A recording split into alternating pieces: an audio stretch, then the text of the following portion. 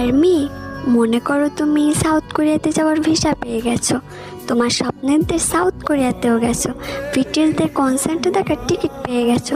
তুমি বিটিএসদের কনসার্ট দেখতে গেলে 7 রাজা ট্রেন এলো, গানও শুরু হলো, একে একে 7 রাজা গানও গাইলো। এক পর্যায়ে বিটিএসের কনসার্ট শেষ হয়ে গেল, আমাদের 7 রাজা বিদায়ের সময় হলো। তুমি না চাইতেই কান্না করছো। কেউ একজন বলে উঠলো, তোমার মন খারাপ কেন? তুমি সামনে তাকিয়ে দেখলে তোমার ভালোবাসার মানুষটা তোমার সামনেই দাঁড়িয়ে আছে। ভি বলল, তুমি কান্না করছো কেন? আমি বললাম, আজকে আমার জীবনের সব ইচ্ছা পূরণ হয়েছে, শুধু একটা ইচ্ছা বাদে।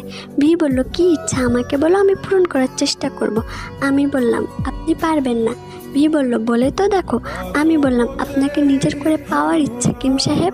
ভি বলল, আমি তো তোমাকে অনেক আগেই বলেছি আমাকে একজন আইডল হিসেবে ভালোবাসা। আমি বললাম, পারিনি কিম সাহেব, আপনাকে নিজের করে ভালোবেসে ফেলেছি।